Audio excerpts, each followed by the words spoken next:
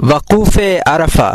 جب حاجی عرفے کے دن عرفات پہنچے تو وقوف سے پہلے طواف قدوم اور مکہ مکرمہ میں داخلے کی تیاری نہ کرے بلکہ پہلے وقوف کرے، لیکن اگر یوم عرفہ سے کچھ روز پہلے پہنچ جائے تو مکہ مکرمہ میں داخل ہو کر طواف قدوم کرے اور ذی الحجہ کی 7 تاریخ تک احرام کی حالت میں مکہ مکرمہ میں ٹھہرا رہے۔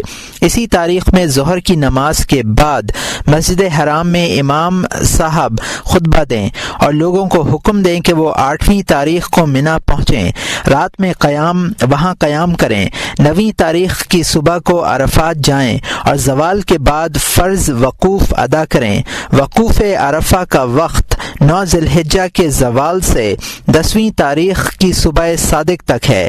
منا کے لیے لبیک اللہم لبیک کہتا ہوا روانہ ہو۔ مستحب یہ ہے کہ مکہ مکرمہ سے افعال حج کی ادائیگی کے لیے جہاں بھی جانا ہو پیدل جائے۔ مسجد ابراہیم علیہ السلام سے عرفات تک پیدل چلنے کی بڑی تاکید ہے اور اس کی بڑی فضیلت وارد ہوئی ہے۔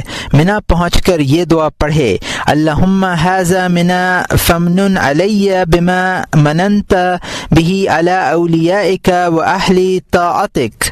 اے اللہ، یہ منا ہے، بس تو مجھ پر احسان کر جس چیز کا احسان تو نے اپنے دوستوں اور فرما برداروں پر کیا ہے۔ 9ویں تاریخ کی رات منا میں گزارے۔ یہ مقام منزل اور رات کے قیام گاہ ہے۔ حج کا کوئی فعل اس سے متعلق نہیں ہے۔ جب عرفے کی صبح ہو جائے تو فجر کی نماز پڑھے۔ جب کوہ شبیر پر دھوپ نکل آئے تو یہ کہتا ہوا عرفات کے لیے روانہ ہو، اللہم اجعلنا خیر غدوۃ غدوتها قط واقربها من رضوانک وبعدها من سخطک، اللہم الیک أدعوت وإياك رجوت وعليك اعتمدت ووجهك لا أردت فاجعلني ممن تباهي به اليوم من هو خير مني وأفضل۔ اے اللہ، اس صبح کو ان صبحوں میں سے سب سے بہتر کر دے جو میں نے کبھی کی ہوں، اور انہیں اپنی رضامندی سے قریب کر دے اور اپنے غیظ و غضب سے دور فرما۔ اے اللہ، میں تیری طرف چلا ہوں، تجھ ہی سے امید باندھی ہے، تجھ ہی پر بھروسہ کیا ہے، تیری ہی رضا کا ارادہ کیا ہے۔ مجھے ان لوگوں میں سے بنا جن پر تو آج کے دن مجھ سے افضل و بہتر لوگوں یعنی فرشتوں پر فخر کرے۔ عرفات میں پہنچنے کے بعد اپنا خیمہ مسجد نمرہ کے قریب لگائے۔ حضرت صلی اللہ علیہ وسلم نے اپنا خیمہ مبارک اسی جگہ نصب کیا تھا، اور یہاں مترجم نے حاشیے میں لکھا ہے کہ یہ مسلم کی حدیث ہے بروایت جابر ابن عبداللہ رضی اللہ عنہ، اور یہاں مترجم کا حاشیہ ختم ہوتا ہے۔ نمرہ وادی عرفہ کا نام ہے جو موقف اور عرفہ کی دوسری جانب ہے۔ وقوف عرفہ کے لیے غسل کرنا چاہیے۔ جب سورج ڈھل جائے تو امام ایک مختصر خطبہ پڑھ کر بیٹھ جائے۔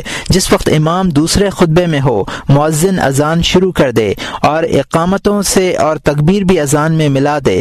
تکبیر کے ساتھ امام بھی خطبے سے فارغ ہو جائے۔ پھر ظہر اور عصر کی نمازیں ایک اذان اور 2 اقامتوں سے ادا کی جائیں۔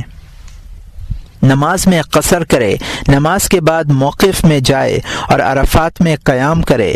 وادی عرفہ میں نہ ٹھہرے۔ مسجد ابراہیم علیہ السلام کا اگلا حصہ عرفہ میں ہے اور پچھلا حصہ عرفات میں ہے۔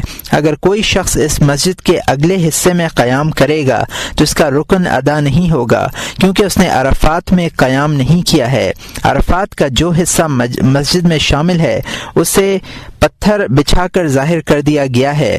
افضل یہ ہے کہ امام کے قریب پتھروں پر قبلہ رو ہو کر سواری پر قیام کرے اور تحمید و تسبیح، تہلیل و تکبیر کی کثرت رکھے، دعا و استغفار میں مشغول رہے۔ اس دن روزہ نہ رکھے تاکہ دعا و استغفار کی پوری طرح پابندی ہو سکے۔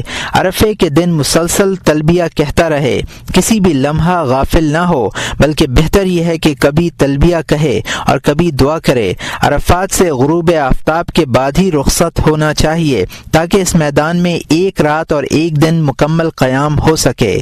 غروب آفتاب کے بعد روانہ ہونے میں یہ فائدہ بھی ہے کہ اگر رویت ہلال میں کوئی غلطی ہوئی ہوگی تو دوسرے دن کی شب میں کچھ ہی دیر کے لیے صحیح ٹھہرنا ہو سکے گا۔ احتیاط اسی میں ہے، جس شخص کو 10ویں تاریخ کی صبح تک ٹھہرنا نصیب نہ ہو سکا اس کا حج صحیح نہیں ہوگا۔ ایسے شخص کو عمرے کے افعال ادا کرنے کے بعد حلال ہو جانا چاہیے اور حج کے فوت ہونے کی وجہ سے ایک دم بھی دینا چاہیے۔ اس فوت شدہ حج کو قضا کرنا بھی ضروری ہے۔ عرفے کے دن دعا کا زیادہ سے زیادہ اہتمام ہونا چاہیے، کیونکہ عرفات انتہائی مقدس جگہ ہے اور یہاں مقدس اجتماع ہے۔ ایسی جگہوں پر اور اس طرح کے اجتماعات میں دعاؤں کی قبولیت کی توقع ہوتی ہے۔ عرفے کے دن کے لیے جو دعا حضرت صلی اللہ علیہ وآلہ وسلم سے اور اکابرین سلف سے منقول ہے وہ یہ ہے: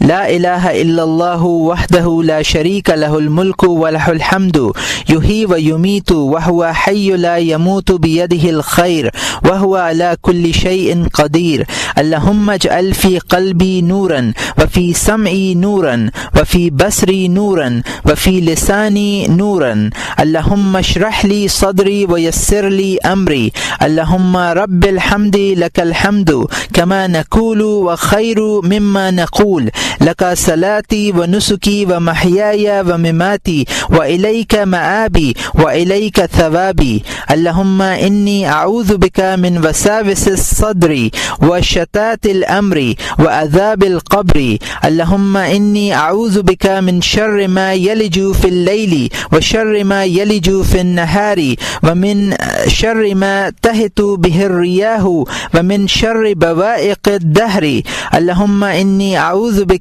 من حول عافیتک و فجاءت نقمتک و جمیع سخطک اللہم اہدنی بالہدی واغفر لی فی الآخرۃ والأولی یا خیر مقصود و اسنى منزول به وأكرم مسؤول ما لديه أعطني العشية أفضل ما أعطيت أحدا من خلقك وحجاج بيتك یا ارحم الراحمین اللہم یا رافع الدرجات و منزل البرکات و یا فاتر الارضین والسماوات دحت الیک الاصوات بسنوف اللغات نسألك الحاجات وحاجتي ألا تنساني في دار البلاء إذا نسيني أهل الدنيا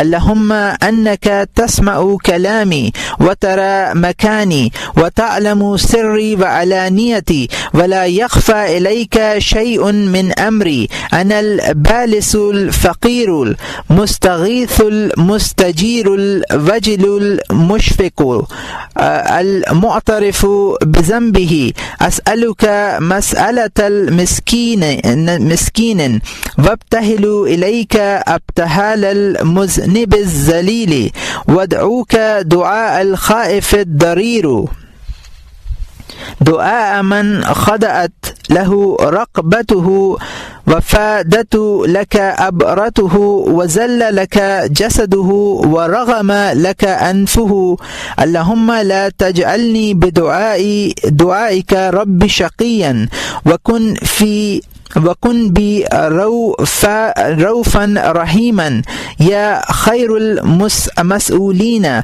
وأكرم المعطين إلهي من مدح لك نفسه فأني لائم نفسي إلهي أخرست المآسي لساني فما لي وسيلة في عملي ولا شفيع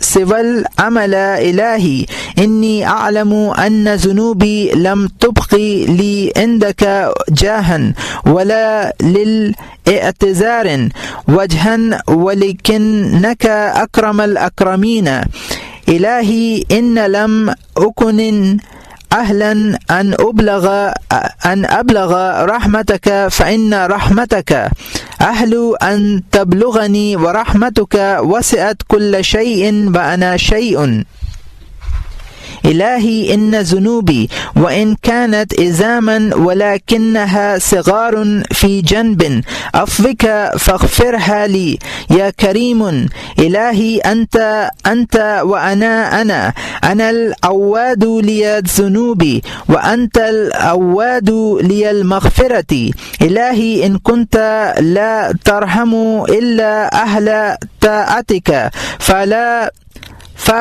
من يفرغ المذنبون إلهي تجنبت عن طاعتك أحدا وتوجهت إلى معصيتك كسدا فسبحانك ما أعظم حجتك علي والوكرم عفوك عني فبوجوب حجتك علي وانقطاع حجتي عنك وفقري إليك وغناك عني لأغفرت لي يا خير من دعاه داء وأفضل من رجاه راج بحرمة الإسلام بذمة محمد عليه السلام أتوسل إليك فاغفر لي جميع ذنوبي واصرفني عن موقعي هذا مقضي الحوائج وهب لي ما سألت وحقق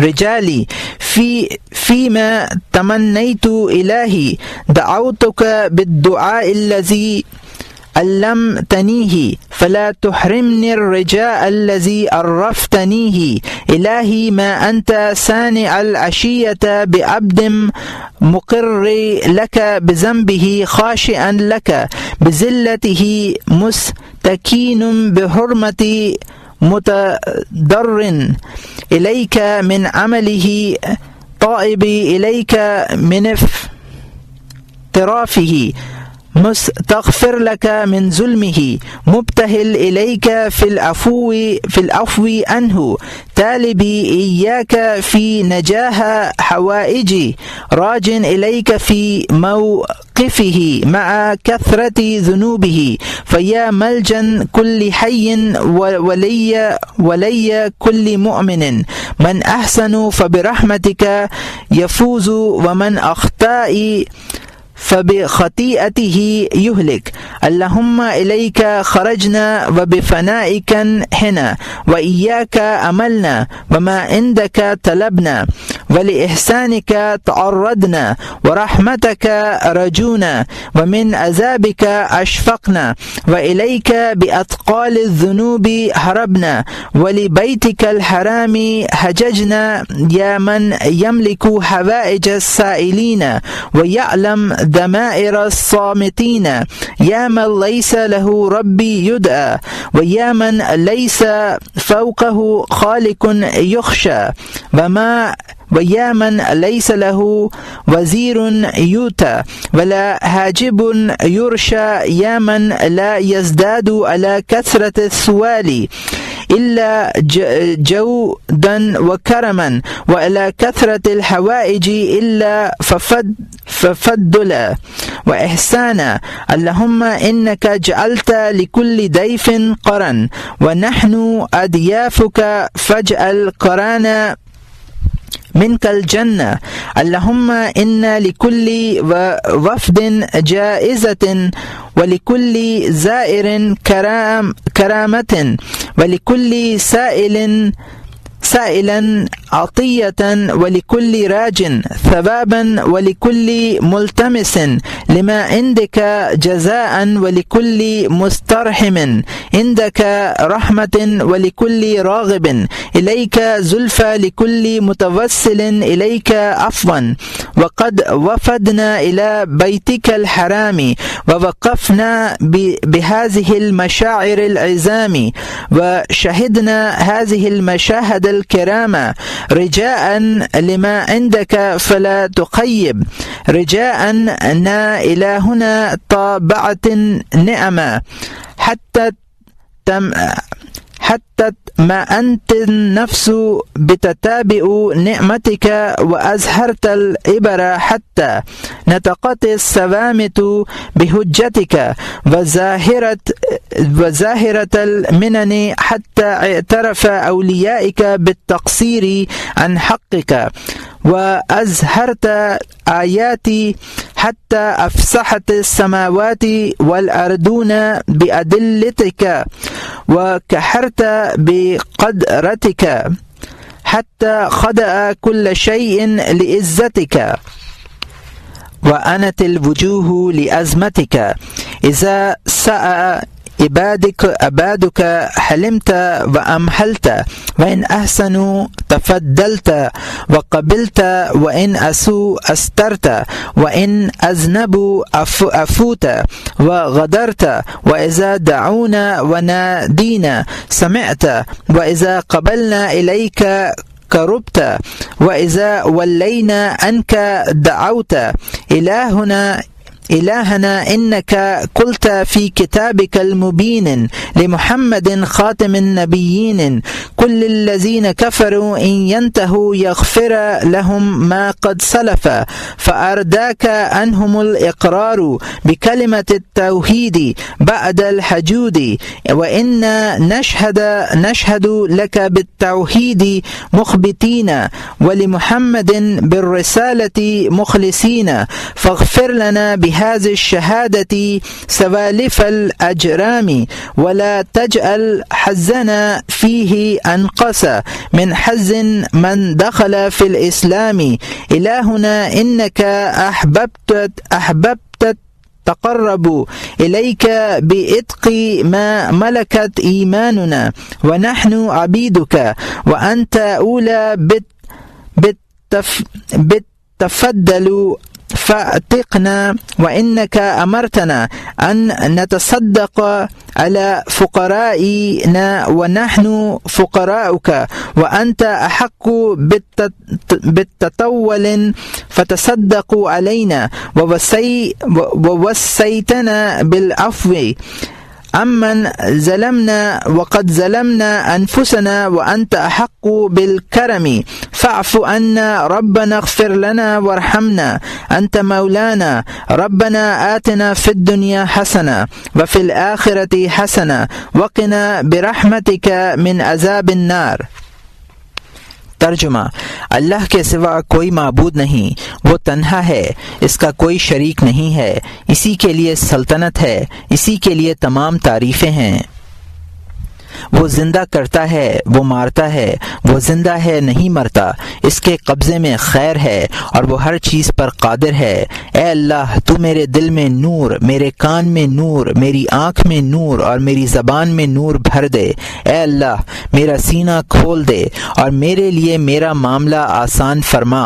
اے اللہ، تیرے لیے حمد ہے جیسا ہم کہتے ہیں اور اس سے بہتر جو ہم کہتے ہیں۔ تیرے لیے میری نماز ہے، میری قربانی ہے، میری زندگی اور موت ہے اور تیری ہی طرف میری واپسی ہے اور تیرے ہی سپرد میرا ثواب ہے۔ اے اللہ، میں سینے کے وسوسوں سے حال کی پراگندگی اور قبر کی عذاب سے تیری پناہ چاہتا ہوں۔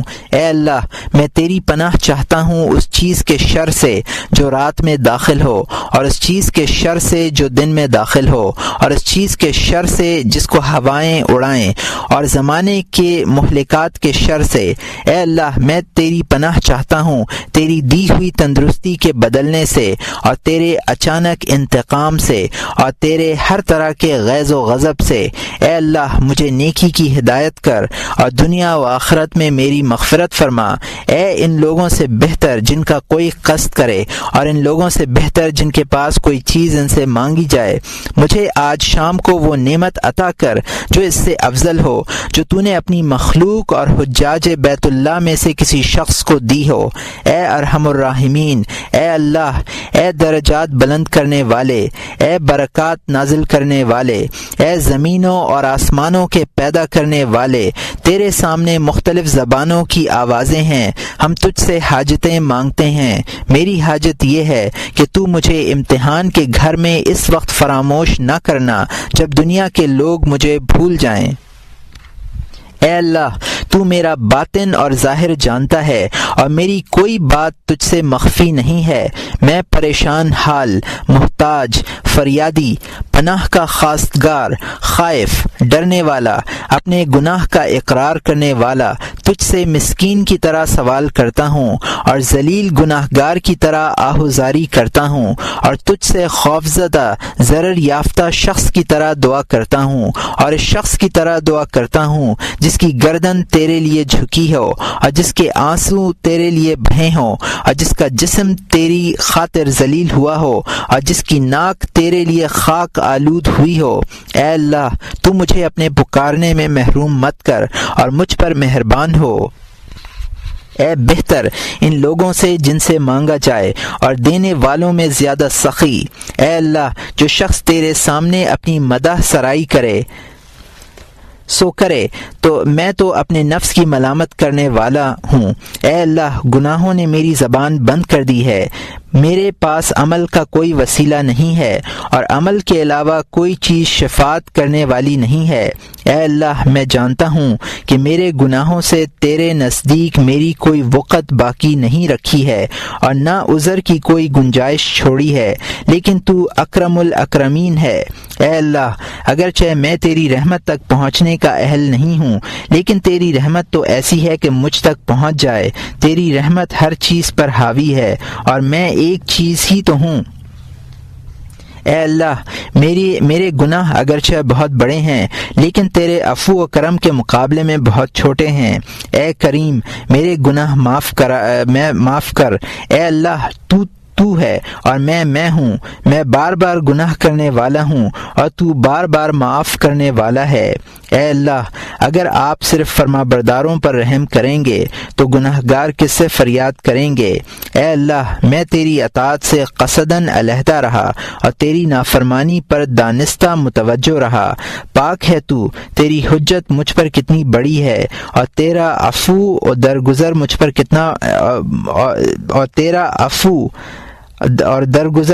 کتنا بڑا کرم ہے۔ بس جس صورت میں کہ تیری حجت مجھ پر لازم ہوئی اور میری حجت منقطع ہوئی اور تیری طرف میری احتیاج واضح ہوئی اور مجھ سے تیری بے نیازی ثابت ہوئی، تو اب میری مغفرت کر ہی دیجئے۔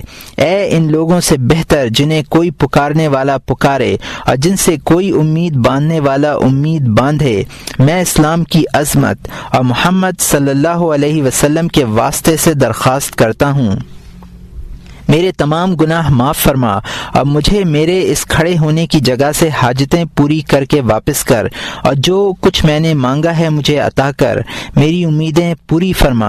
اے اللہ، میں نے تجھی سے وہ دعا مانگی ہے جو تو نے مجھے سکھلائی ہے، مجھے اس امید سے محروم نہ کر جو تو نے مجھے بتلائی ہے۔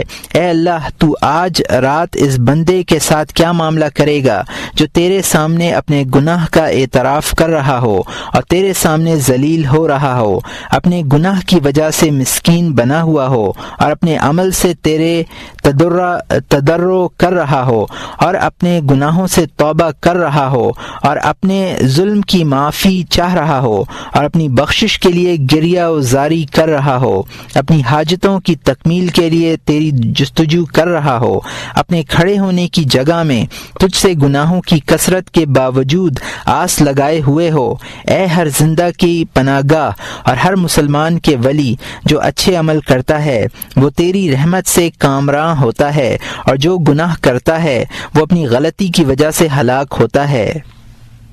اے اللہ، ہم تیری طرف نکلے، تیرے صحن میں پڑاؤ ڈالا، تجھی سے امید باندھی اور جو تیرے پاس ہے اس کی درخواست کی، تیرے احسان کے درپے ہوئے، تیری رحمت کی امید کی، تیرے عذاب سے ڈرے، گناہوں کا بوجھ لے کر تیری طرف بھاگے، تیرے مقدس گھر کا حج کیا۔ اے وہ ذات جو مانگنے والوں کے دلوں کی ضرورتوں کا مالک ہے اور خاموش رہنے والوں کی بات جانتا ہے، اے وہ ذات جس کے ساتھ کوئی دوسرا رب نہیں کہ اسے پکارا جائے، اے وہ ذات جس کے بالاتر کوئی خالق نہیں کہ اس سے ڈرا جائے، اور وہ ذات جس کا کوئی وزیر نہیں کہ اس کے پاس جایا جائے، اور نہ اس کا کوئی دربان ہے جس کو رشوت دی جائے، اے وہ ذات کے سوال کی کثرت پر جس کا جود و کرم زیادہ ہی ہوتا ہے اور ضرورتوں کی کثرت پر جس کا فضل و احسان ہی زیادہ ہوتا ہے۔ اے اللہ تو نے ہر مہمان کے لیے ایک دعوت طے کی ہے، ہم تیرے مہمان ہیں، تو ہماری دعوت اپنی طرف سے جنت میں کر دے۔ اے اللہ ہر آنے والے کے لیے ایک صلہ ہے اور ہر زائر کے لیے ایک عظمت ہے، ہر مانگنے والے کے لیے ایک عطا ہے، ہر امیدوار کے لیے اجر و ثواب ہے، جو کچھ تیرے پاس ہے اس کے مانگنے والے کے لیے ایک عوض ہے، ہر طالب رحمت کے لیے تیرے پاس رحمت ہے، اور تیری طرف رغبت کرنے والے کے لیے ایک قربت ہے، اور تیرے سامنے وسیلہ پکڑنے والے کے لیے عفو و درگزر ہے۔ ہم تیرے مقدس گھر آئے ہیں اور ان مقدس مقامات پر کھڑے ہوئے ہیں، اور ہم نے ان مبارک مناظر کا مشاہدہ کیا ہے اس چیز کی امید میں جو تیرے پاس ہے، بس ہماری امید کو رائیگاں مت کر۔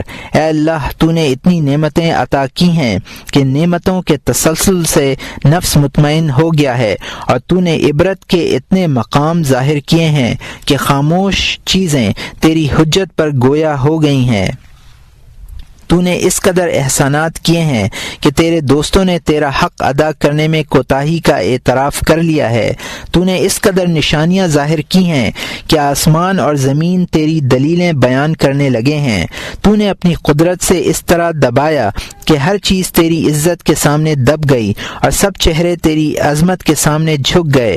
جب تیرے بندے غلطی کرتے ہیں تو حلم کرتا اور مہلت دیتا ہے، اور جب اچھا عمل کرتے ہیں تو فضل کرتا ہے اور قبول کرتا ہے، اور اگر وہ نافرمانی کرتے ہیں تو پردہ پوشی کرتا ہے، اور اگر وہ گناہ کرتے ہیں تو معاف کرتا ہے اور مغفرت فرماتا ہے، اور جو ہم تجھ سے دعا کرتے ہیں اور تجھے پکارتے ہیں تو سنتا ہے، اور جب ہم تیری طرف متوجہ ہوتے ہیں تو ہمارے قریب ہوتا ہے، اور جب ہم تجھ سے اعراض کرتے ہیں تو ہمیں بلاتا ہے۔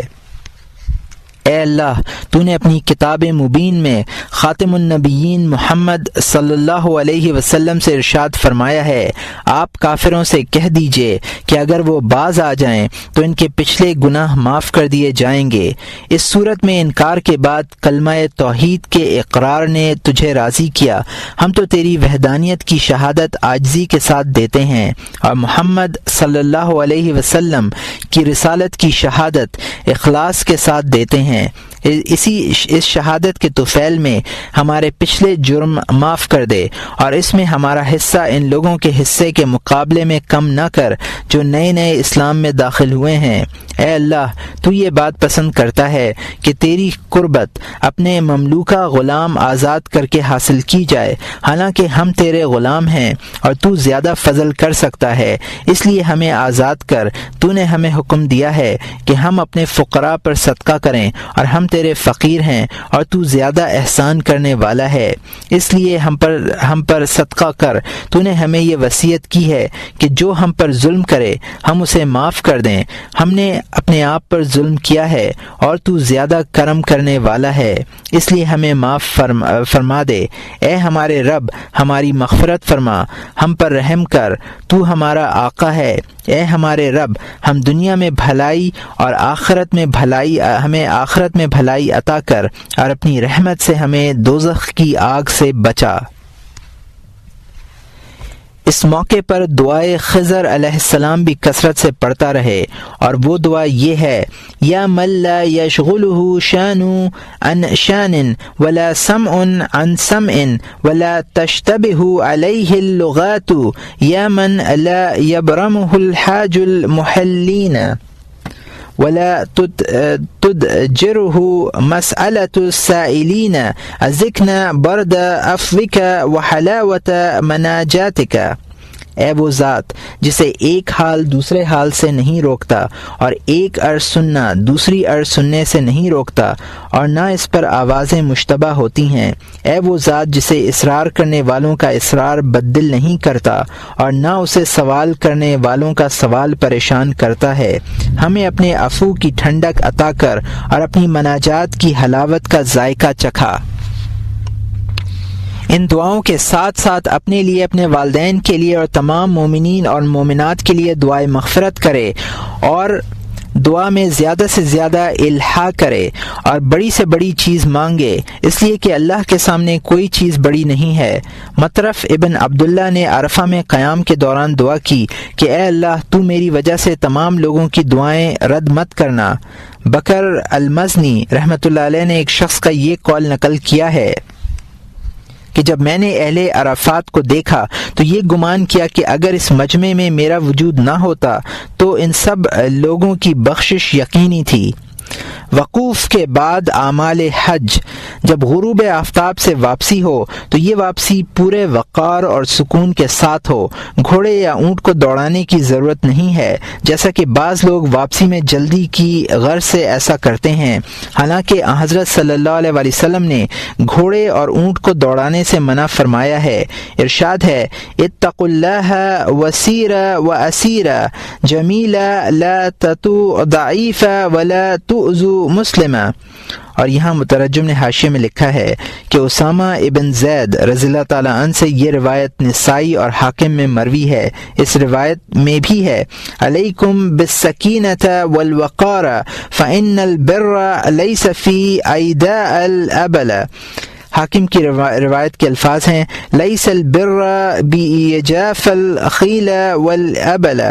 بخاری میں ابن عباس رضی اللہ تعالیٰ عنہ کی روایت کی یہ الفاظ ہے فإن البر لیس بالایداء۔ اور یہاں مترجم کا حاشیہ ختم ہوتا ہے۔ ترجمہ: اللہ سے ڈرو اور اچھی طرح چلو، نہ کسی ضعیف کو روندو اور نہ کسی مسلمان کو تکلیف پہنچاؤ۔ عرفات سے واپسی پر جب مزدلفہ پہنچنا ہو تو پہلے غسل کرے۔ مزدلفہ حرم ہے، اس میں نہا کر داخل ہونا چاہیے۔ اگر مزدلفہ میں پیدل چل کر داخل ہونا ممکن ہو تو پیدل ہی چلے، یہی افضل ہے، اور حرم کی عظمت کا تقاضا بھی یہی ہے۔ راستے میں بلند آواز کے ساتھ تلبیہ کہتا رہے۔ جب مزدلفہ پہنچ جائے تو یہ دعا کرے اللہم ان ہذہ مزدلفۃ جمعت فیہا السنة مختلفة نسألك حوائج موتنفة فاجعلني ممن دعاك فاستجبت له وتوکل عليك فكفيته۔ اے اللہ، یہ مزدلفہ ہے، اس میں تو نے مختلف زبان والوں کو جمع کر دیا ہے۔ ہم تجھ سے اثر نو اپنی حاجتیں مانگتے ہیں۔ مجھے ان لوگوں میں سے بنا جنہوں نے تجھ سے دعا کی تو نے قبول کی، اور جنہوں نے تجھ پر بھروسہ کیا تو ان کے لیے کافی ہو گیا۔ پھر مزدلفہ میں عشاء اور مغرب کی نماز قصر ایک اذان اور 2 اقامتوں سے عشاء کے وقت میں ادا کرے۔ دونوں فرض نمازوں کے درمیان کوئی نفل نہ پڑھے، مگر مغرب اور عشاء کی نفلیں اور وتر دونوں فرضوں کے بعد ادا کرے۔ پہلے مغرب کی نفلیں پڑھے، پھر عشاء کے نوافل اور وتر ادا کرے۔ سفر میں نوافل کا ترک کرنا گھاٹے کا سودا ہے، لیکن ان کی ادائیگی کے لیے اوقات کی پابندی کا حکم دینا بھی ضرر سے خالی نہیں ہے۔ جس طرح ایک تیمم سے فرائض کے ساتھ نوافل کا ادا کرنا درست ہے، اسی طرح جمع کے لحاظ سے فرضوں کی تبعیت میں ان کا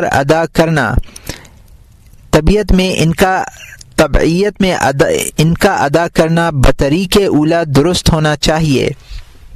اس لیے دونوں فرض نمازوں سے فارغ ہونے کے بعد نوافل ادا کرنا صحیح ہے۔ یوں بھی نوافل کے احکام فرضوں کے احکام سے جدا ہوتے ہیں، مثلا یہ کہ نوافل سواری پر بھی ادا کیے جا سکتے ہیں۔ اس رات مزدلفہ میں قیام کرے۔ رات کو مزدلفہ میں قیام کرنا حج کے اعمال میں سے ہے۔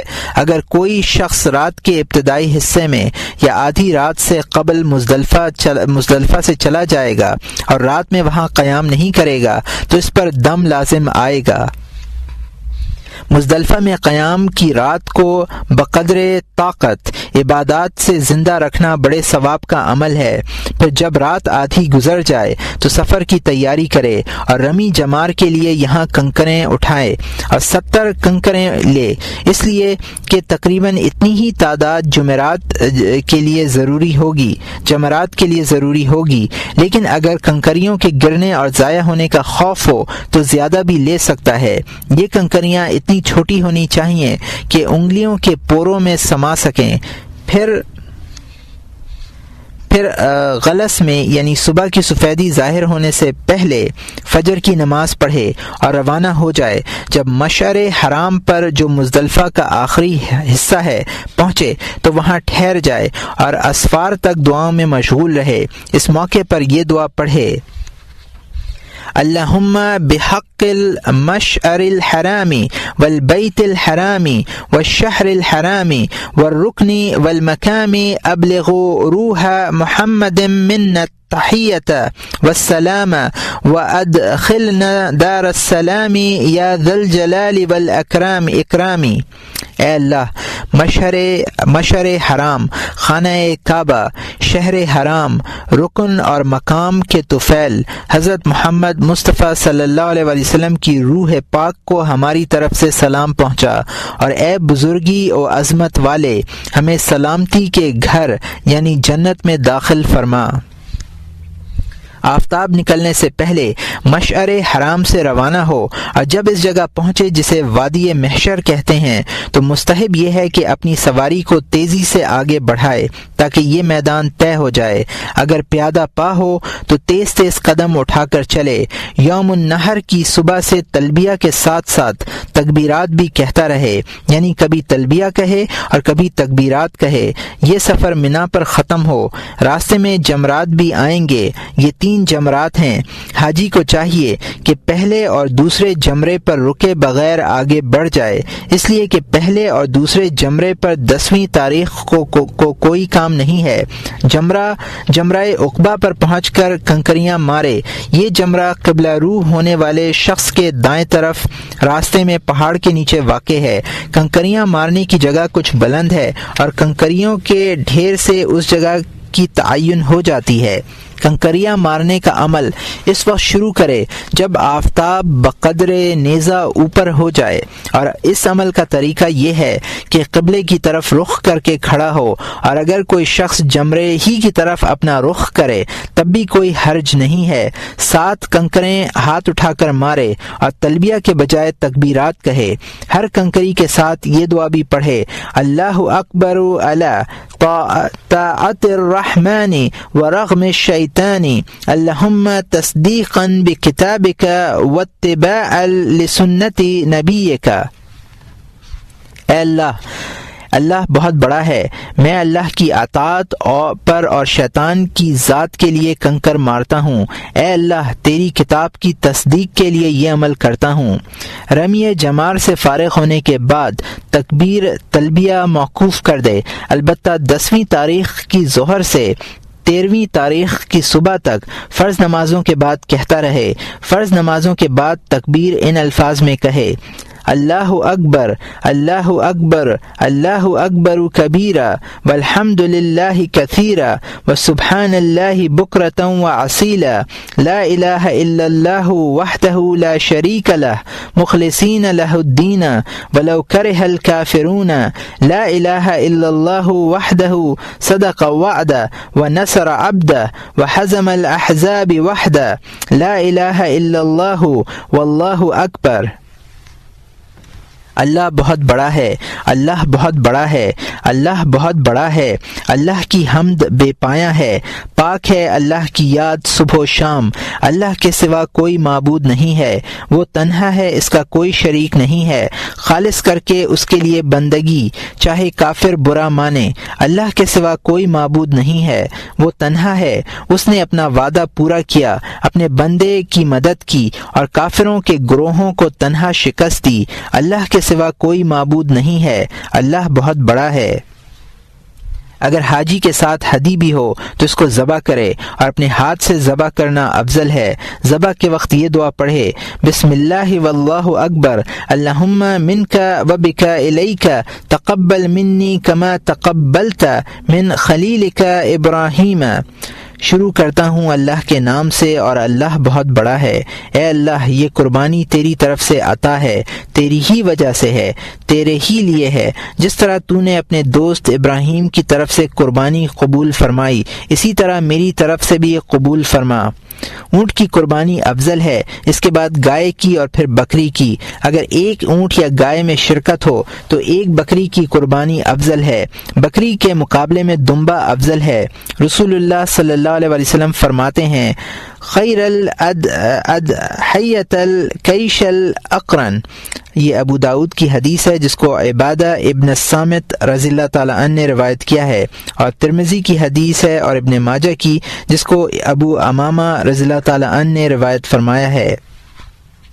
بہترین قربانی سینگ دار مینڈھا ہے۔ سفید رنگ کا جانور بھورے یا سیاہ رنگ کے جانور سے افضل ہے۔ حضرت ابو ہریرہ رضی اللہ تعالیٰ عنہ فرماتے ہیں کہ قربانی کا ایک سفید دمبا 2 سیاہ دمبوں سے افضل ہے۔ ہدی اگر نفل کی نیت سے ہو تو اس کا گوشت کھا لے۔ عیب رکھنے والے جانور کی قربانی نہ کرے، مثلا یہ کہ جانور لنگڑا ہو، ناک یا کان کٹا ہوا ہو، کان کا اوپر یا نیچے کا حصہ کٹا ہوا ہو، سینگ ٹوٹے ہوئے ہوں، اگلا پاؤں چھوٹا ہو، خارش میں مبتلا ہو، کان کے اگلے یا پچھلے حصے میں سوراخ ہو، اتنا دبلا ہو کہ ہڈیوں میں گودا باقی نہ رہا ہو۔ قربانی سے فراغت کے بعد بال منڈوائے۔ حلق کا مسنون طریقہ یہ ہے کہ قبلہ رو ہو کر بیٹھے اور سر کے اگلے حصے سے شروع کرے اور دائیں طرف کے بال گدی کے ابھری ہوئی ہڈیوں تک منڈوائے، پھر باقی سر منڈوائے اور یہ دعا پڑھے اللہم اثبت لی بکل شعرۃ حسنۃ وامحو عنی بہا سیئۃ ورفع لی بہا عندک درجۃ۔ اے اللہ میرے لیے ہر بال کے عوض ایک نیکی ثابت کر، اور ہر بال کے عوض مجھ سے ایک برائی مٹا، اور ہر بال کے عوض اپنے نزدیک میرا ایک درجہ بڑھا۔ عورت اپنے بالوں کو تھوڑا سا کاٹ دے، گنجے کو اپنے سر پر اس طرح پھیر لینا چاہیے۔ رمی جمرہ کے بعد سر منڈا لینے سے حلال ہونے کا پہلا مرحلہ تمام ہو جاتا ہے۔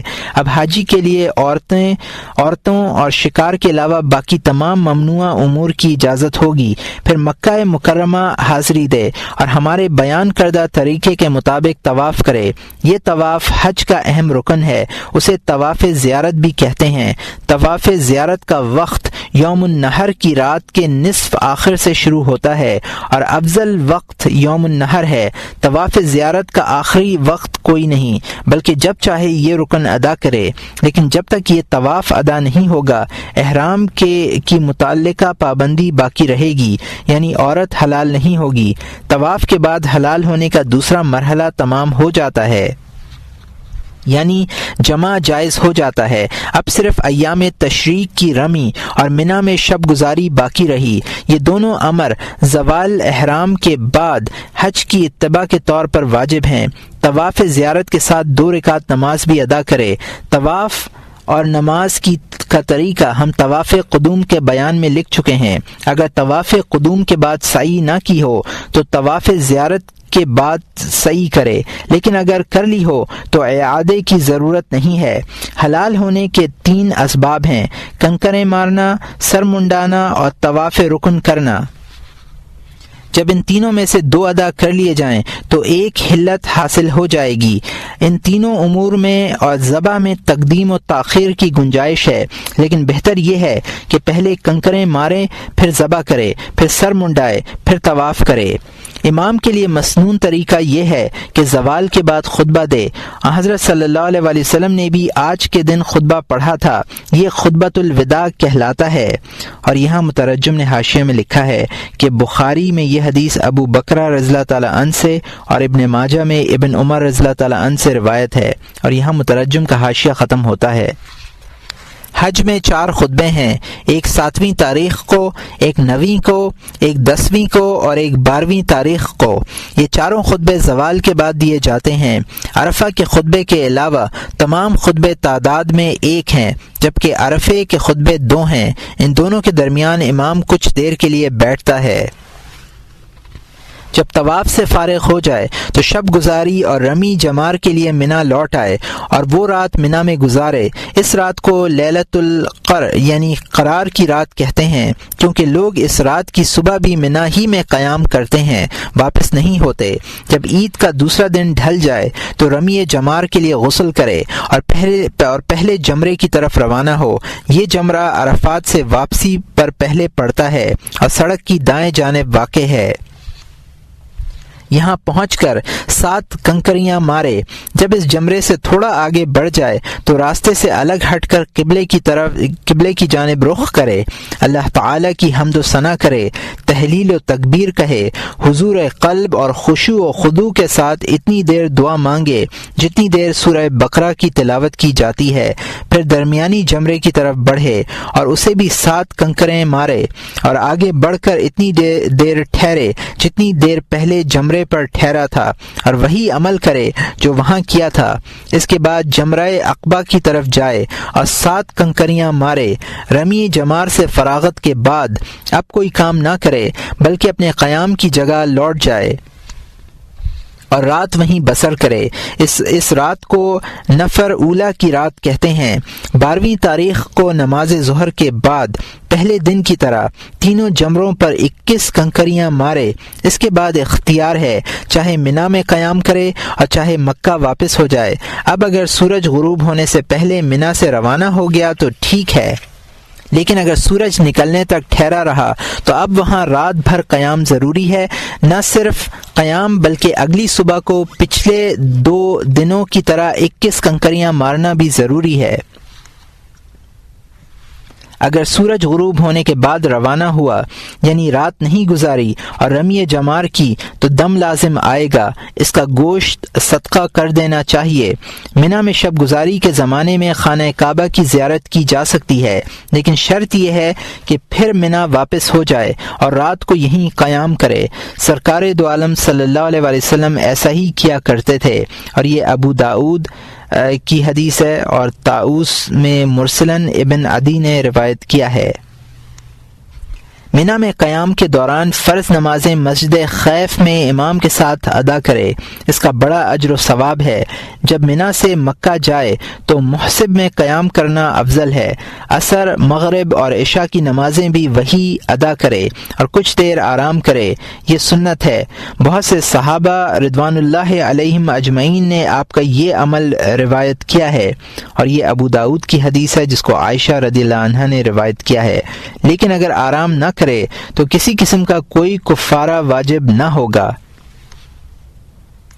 عمرے کا طریقہ: جو شخص حج سے پہلے یا حج کے بعد عمرہ کرنا چاہے تو اسے چاہیے کہ پہلے غسل کرے اور احرام پہنے۔ غسل اور احرام پہننے کا طریقہ حج کے بیان میں گزر چکا ہے۔ عمرے کا احرام عمرے کے میقات سے باندھنا چاہیے۔ عمرہ کے لیے افضل ترین میقات جارانہ ہے، پھر تنعیم ہے، پھر حدیبیہ ہے۔ اگر احرام کے وقت عمرے کی نیت کرے، تلبیہ کہے اور حضرت عائشہ رضی اللہ عنہا کی مسجد میں جا کر 2 رکعت نماز ادا کرے اور دعا مانگے، پھر تلبیہ کہتا ہوا مکہ واپس آئے اور مسجد حرام میں حاضر ہو، مسجد حرام میں داخل ہونے کے بعد تلبیہ ترک کر دے، 7 مرتبہ طواف کرے اور 7 بار سعی کرے اور طواف اور سعی سے فراغت کے بعد حلق کرائے۔ اس عمل کے بعد عمرہ مکمل ہو جائے گا۔ مکہ مکرمہ میں رہنے والے شخص کو چاہیے کہ وہ زیادہ سے زیادہ عمرے کرے اور بکثرت خانہ کعبہ کی زیارت کی سعادت حاصل کرے۔ خانہ کعبہ میں داخل ہونے کے بعد دونوں ستونوں کے درمیان 2 رکعت نماز پڑھے، کعبے میں ننگے پاؤں ادب اور وقار کے ساتھ داخل ہو۔ ایک بزرگ سے کسی نے پوچھا کہ کیا آپ آج خانہ کعبہ میں تشریف لے گئے تھے؟ فرمایا، خدا کی قسم میں تو اپنے ان قدموں کو اس قابل ہی نہیں سمجھتا کہ وہ اس مقدس گھر کا طواف کریں اور اس ارض پاک کو رون دیں۔ میں جانتا ہوں یہ قدم کہاں کہاں گئے ہیں، زمزم کثرت سے پینا چاہیے، اور اگر یہ ممکن ہو کہ کنویں سے کسی دوسرے کی مدد کے بغیر زمزم نکال سکے تو یہ زیادہ افضل ہے۔ زمزم اتنا زیادہ پیے کہ خوب سیراب ہو جائے۔ اس موقع پر یہ دعا پڑھے: اللہم اجعلہ شفاء من کل داء وسقم وارزقنی الاخلاص والیقین والمعافات فی الدنیا والآخرہ۔ اے اللہ، اس پانی کو ہر مرض اور بیماری کے لیے شفا بنا، اور مجھے دنیا و آخرت میں اخلاص، یقین اور عافیت عطا کر۔ حضرت صلی اللہ علیہ وسلم زمزم کے بارے میں ارشاد فرماتے ہیں: ماء زمزم لما شرب لما، زمزم کا پانی اس مقصد کے لیے ہے جس کے لیے وہ پیا جائے۔ اور یہ ابن ماجہ کی حدیث ہے جس کو جابر رضی اللہ تعالیٰ عنہ نے روایت کیا ہے، اور یہ ضعیف ہے۔ طواف وداع، حج اور عمرے کے بعد جب وطن واپس ہونے کا ارادہ ہو تو سفر کی تمام تیاریاں مکمل کرے اور آخر میں خانہ کعبہ سے رخصت ہو۔ خانہ کعبہ سے رخصت ہونے کا طریقہ یہ ہے کہ مذکورہ بالا تفصیل کے مطابق طواف کرے، لیکن اس طواف میں رمل اور استباء نہ کرے۔ طواف سے فارغ ہونے کے بعد مقام کے پیچھے 2 رکعت نماز پڑھے، زمزم کا پانی پیے اور ملتزم پر حاضر ہو کر دعا کرے: اللہم ان البیت بیتک والعبد عبدک وابن عبدک وابن امتک حملتنی علی ما سخرت لی من خلقک حتی سیرتنی فی بلادک وبلغتنی بنعمتک حتی اعنتنی على كداء مناسكك فإن كنت رديت عني فازداد عني رديا وإلا فمن الآن قبل تباعدي عن بيتك هذا أوان انصرافي إذ أذنت لي غير مستبدل بك ولا بيتك ولا راغب عنك ولا عن بيتك